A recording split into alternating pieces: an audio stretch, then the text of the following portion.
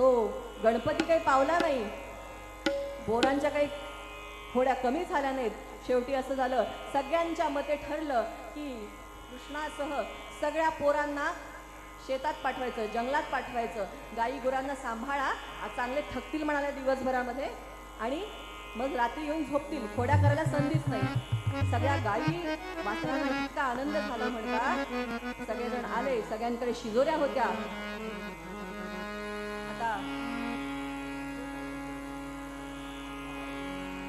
सगळ्या शेवटी सगळेजण आले, शिदोऱ्या बांधल्या गेल्या. शिदोऱ्या कुठे म्हणे, एका उंच झाडावर बांधल्या गेल्या. सगळ्यांचा तो एकत्रपणे शिदोरींचा काला करून वर बांधला गेला.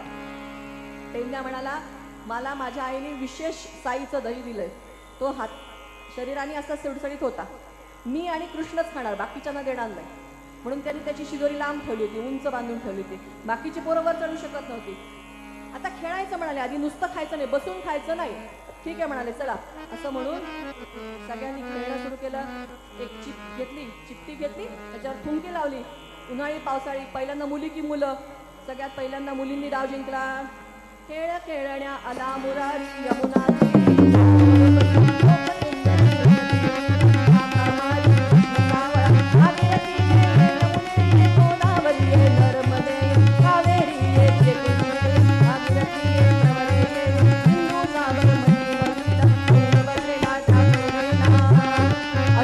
सगळ्यांना आवाहन केलं भगवंतानी. खेळ सुरू झाले. सगळ्यात पहिल्यांदा बायकांचे खेळ, फुगडी.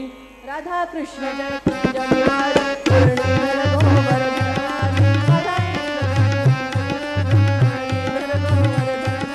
राधा कृष्ण जय कुंज विहारी मुरलीधर गोवर्धनहारी. राधा कृष्ण जय कुंज विहारी मुरलीधर गोवर्धनहारी. राधा कृष्ण जय कुंज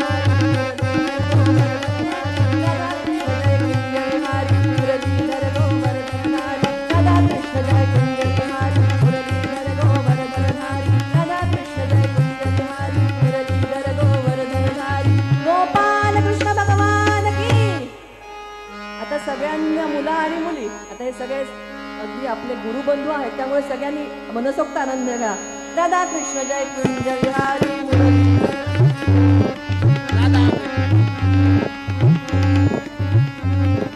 राधा कृष्ण जय कुंज विहारी मुरलीधर गोवर्धनहारी. राधा कृष्ण जय कुंज विहारी मुरलीधर गोवर्धनहारी. राधा कृष्ण जय कुंज विहारी मुरलीधर गोवर्धनहारी. राधा कृष्ण जय कुंज विहारी मुरलीधर गोवर्धन.